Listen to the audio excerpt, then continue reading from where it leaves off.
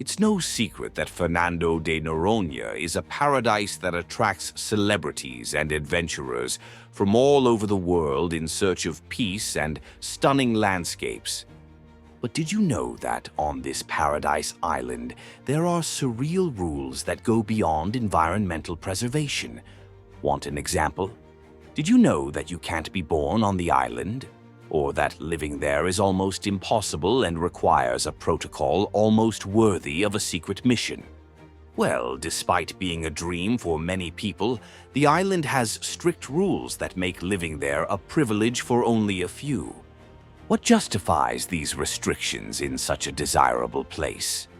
Today, Bello Mundo will take you to explore these and other surprising curiosities. Number 1. Location and geographical data. To begin our trip, let's demystify one thing. Fernando de Noronha is not just an island, but an archipelago with 21 islands and islets. The only inhabited island is the main one, which gives its name to the archipelago, spread over 26 square kilometers in the middle of the Atlantic. The smaller islands are part of the National Marine Park, helping to protect the rich local biodiversity. One of the highlights is Morro do Pico, 323 meters high, visible from almost the entire island and perfect for that incredible photo.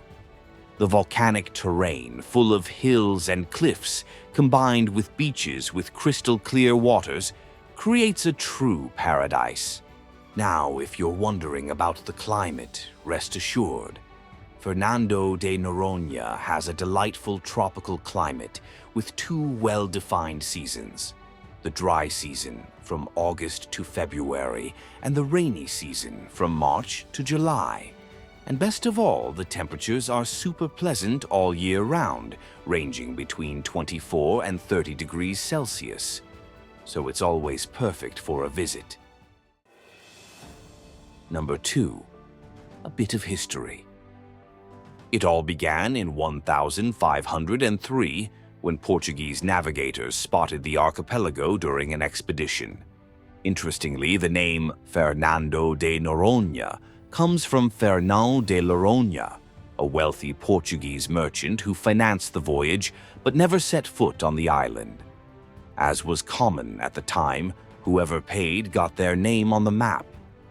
Despite being discovered in the 16th century, Noronha remained uninhabited for centuries, serving only as a stopping point for ships. Its strategic position, however, attracted the French, Dutch, and English, who attempted several invasions until the end of the 17th century. It wasn't until the early 1700s that things began to change.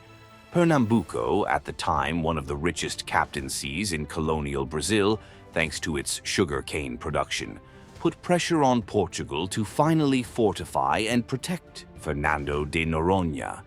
But why did Pernambuco and not the nearby Rio Grande do Norte ask for this protection? Simple.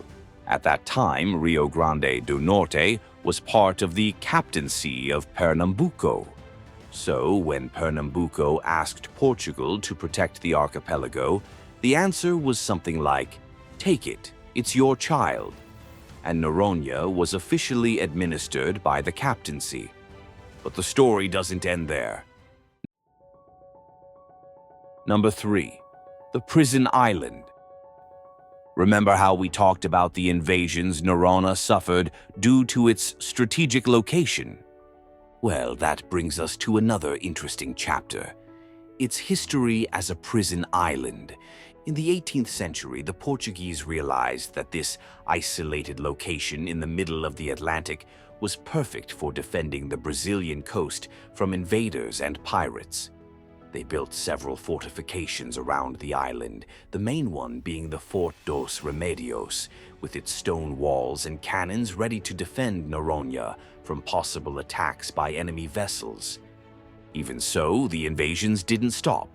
In 1736, the French occupied the island for a short time, but the Portuguese soon regained control. And do you know why this was so important? As well as being a strategic point of defense, Noronha was also ideal for keeping an eye on the sea routes and preventing pirates from attacking ships laden with riches on their way to Europe. Over time, Noronha ceased to be just a military fortress. In the 19th century, it was used as a penal colony. Common and political prisoners were sent to the island, and the geographical isolation was perfect for keeping them far away from the mainland. But here comes an interesting curiosity. Prisoners with light sentences were not locked up all the time. Some were even allowed to have their own homes, swim, fish, and, depending on their behavior, even bring their families to live on the island. Quite a different prison, isn't it? Later, during the Second World War, Noronha once again came to the fore. This time, the archipelago was used as a base by the Brazilians and Americans to patrol the South Atlantic, keeping an eye out for German submarines that were prowling the region. The island became a crucial line of defense on maritime routes. After the end of the war, Fernando de Noronha was taken over by the federal government. It wasn't until 1988, with the end of the military dictatorship, that the island was officially returned to the state of Pernambuco, even though Rio Grande do Norte had been an independent state for a long time. Today, the ruins of the old fortifications, such as Forte dos Remedios, are part of the island's tourist itinerary and offer incredible views of the ocean, a perfect invitation for those who want to travel through time and the landscape at the same time. Number 4. The best beach in the world. Now let's put history aside for a moment and dive into the natural beauty of Fernando de Noronha. Choosing just one is practically impossible, but there is one that always stands out. In 2014, the archipelago was voted the most beautiful island in Central and South America, beating destinations such as the Galapagos Islands and Los Roques. And within this paradise, Praia do Sancho was voted the best beach in the world in 2013. And then you might ask yourself, what's so special about this beach? Well, just getting to Sancho is an adventure. First, there's a 500-meter trail and then a staircase with 200 steps carved into the cliffs. It may seem complicated, but that's where the magic is. When you finally reach the bottom, it feels like you've found a hidden treasure.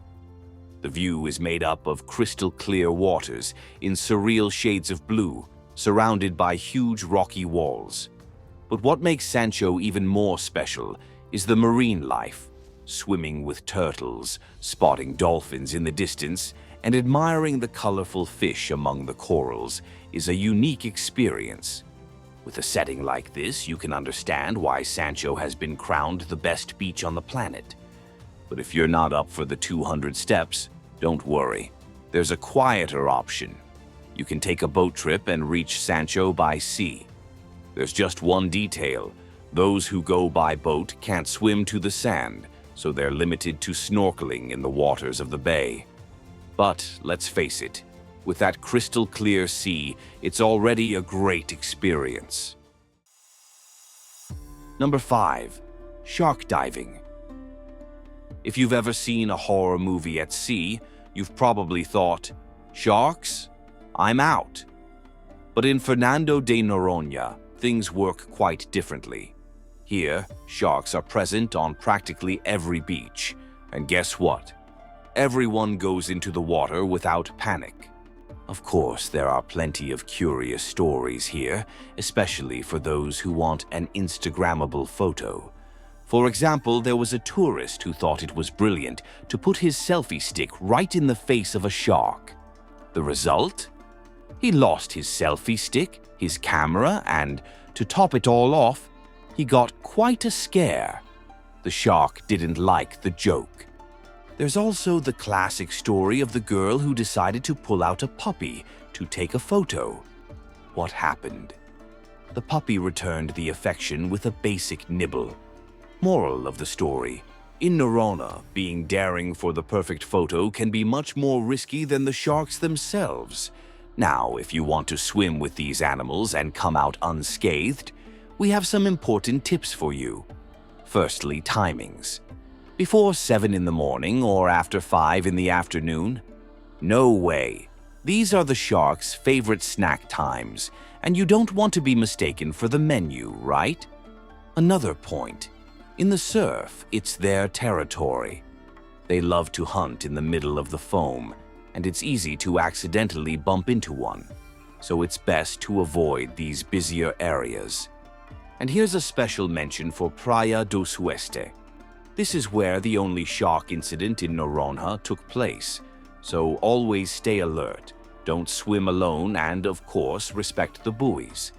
In the end, if you follow these tips and respect their space, the experience of swimming alongside these giants will be incredible and safe.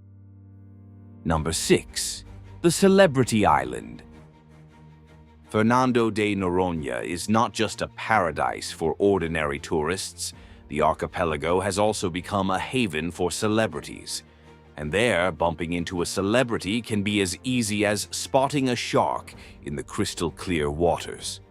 Among the illustrious visitors, Neymar is one of those who always shows up to rest and recharge between games. International stars such as Penelope Cruz and Javier Bardem have been seen relaxing on Praia do Leão, enjoying the tranquility far away from the hustle and bustle of Hollywood. Another who loves the place is 3-time world surfing champion Gabriel Medina, who makes Noronha his favorite spot for catching good waves and enjoying the sea. With its breathtaking scenery and exclusive atmosphere, it's not surprising that so many celebrities swap the glamour of the red carpet for the peace of Noronha's beaches. And let's face it, who wouldn't love to escape to a place like that? But of course, there is a small detail. Being a paradise and attracting so many celebrities makes Noronha a very hard destination for the pocket. Number 7. Prohibitive costs. Visiting Noronha is a dream for many people, but in order to make this dream come true, you need to prepare your pocket. To begin with, airline tickets from Recife or Natal cost around $400, and as soon as you set foot on the island, you'll have to pay an environmental preservation fee, which increases with the number of days you stay. To give you an idea, if you spend a week on the island, you'll pay around $100 just for this fee. And don't worry, the costs don't stop there. Accommodation also weighs heavily on the wallet. Simple guest houses cost between $160 and $240, while more luxurious options can exceed $800 a night. And since no one lives on a breeze, eating on the island can also be quite expensive. A simple meal can cost between $20 and $30 per person, depending on the restaurant. But why is everything so expensive? The explanation is simple. Almost everything on Noronha needs to be brought in from the mainland, from food to fuel. All these complicated logistics are directly reflected in the prices. In addition, the limited number of visitors to preserve biodiversity makes the archipelago even more exclusive, which only increases the costs for those who can afford the trip. Noronha is undoubtedly an incredible place to enjoy nature, like few other places in the world. But this privilege comes at a price that few can afford. Number 8. The most expensive gasoline in Brazil. As you can imagine, the price of fuel in Noronha is also sky high, and here's an interesting fact. In Fernando de Noronha, there is only one gas station, and guess what? That's where you'll find the most expensive gasoline in Brazil. The price can be up to 50% higher than in the capital Recife. No wonder having a car there is a real luxury. And of course, as an alternative, hitchhiking has become a very common form of transportation. The island is small, but walking there can be tiring, especially as the heat never lets up. So if you get tired, just raise your arm and ask for a ride. You can bet that if the first person doesn't stop, the second will. Number 9. Zero plastic and zero carbon. Another important detail you should consider before visiting Fernando de Noronha is that plastic is not allowed in the entire archipelago. At the end of the year 2018, a decree established a ban on the entry, sale, and use of plastic and similar containers and packaging. The rules include plastic bottles, cups, straws, and disposable bags, styrofoam containers, and other products made of polyethylene, polypropylene, and similar materials are also banned. So, when organizing your trip, it's good to be careful about what you pack in your suitcase. What's more, Noronha is at the forefront when it comes to sustainability. The Noronha Carbono Zero Carbon Noronha program establishes that, since 2022, no car that emits carbon dioxide can enter the island. And as of the year 2030, the circulation of any vehicle powered by fossil fuels will be prohibited. Only electric cars will be allowed on the archipelago, making Noronha the first place in Brazil to ban combustion vehicles.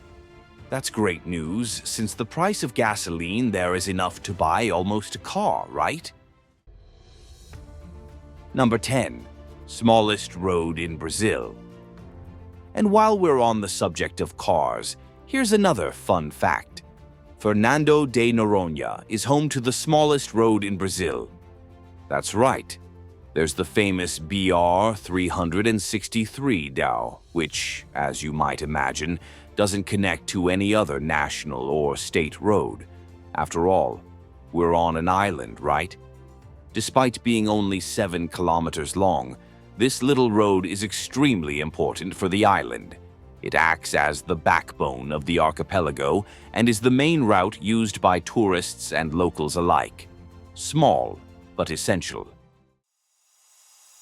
Number 11. Restrictions on living and being born.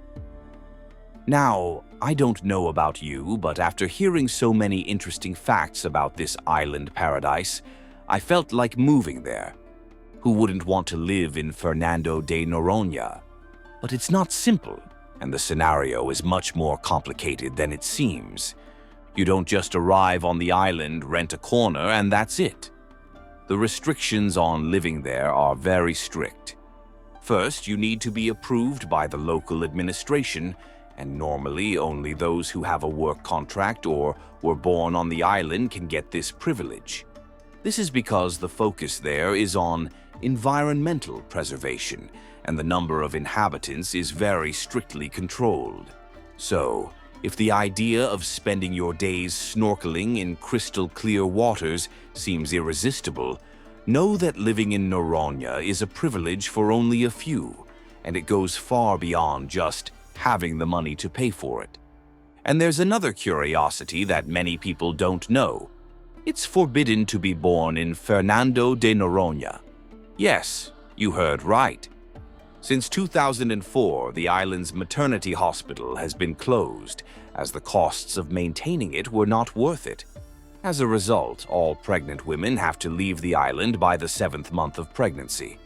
They are taken to Recife, and the government pays for all their airfare and accommodation. And the most interesting thing is that even if they are born in Recife, the babies can be registered as Noronhenses. Number 12. How to get to Fernando de Noronha. And to finish our trip, now let's talk about how to get to this paradise. As you can imagine, there are only 2 ways to get to Fernando de Noronha, by water or by air. After all, we're talking about an archipelago in the middle of the Atlantic Ocean. If you choose to fly, there are flights from Recife and Natal, which take about an hour. The airlines that fly this route offer daily flights, which makes planning a lot easier. As soon as you land on the island, you can already feel the exclusive vibe. After all, the number of visitors is limited precisely to preserve nature.